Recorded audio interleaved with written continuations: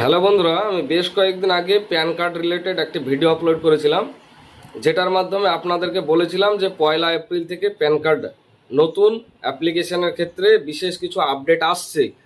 এবং এই সবে আর আজকে 27 তারিখ, সেহেতু আর সবে 3 থেকে 4 দিন হাতে সময় রয়েছে।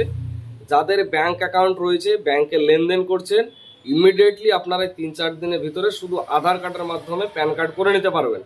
কিন্তু 1 এপ্রিল থেকে শুধুমাত্র আধার কার্ডের মাধ্যমে আপনারা প্যান কার্ড করতে পারবেন না, যেহেতু সেখানে ডকুমেন্টসের আপডেট। এখানে আপনারা দেখতে পাচ্ছেন যে এখানে আধার নতুন নিয়ম চালু।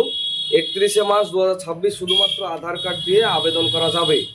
এবং 1 এপ্রিল 2026 থেকে আধারের সঙ্গে জন্ম তারিখের প্রমাণ জমা দেওয়া বাধ্যতামূলক।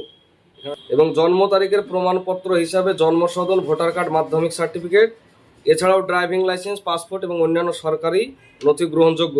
পুরনো প্যান কার্ডের ফর্ম এখন আর গ্রহণযোগ্য হবে না, নতুন একটি ফর্ম দিয়েছে সেটাই গ্রহণযোগ্য হবে। এবং 31 মার্চের আগে আপনারা প্যান কার্ড করে নেওয়ার চেষ্টা করুন। একদম কম সময়ের মধ্যে করে নেওয়া যাচ্ছে, এখন করে নেওয়াটাই বেটার হবে। তো আপনারা সকলে প্যান কার্ডগুলো এখন অ্যাপ্লিকেশন করে নিন।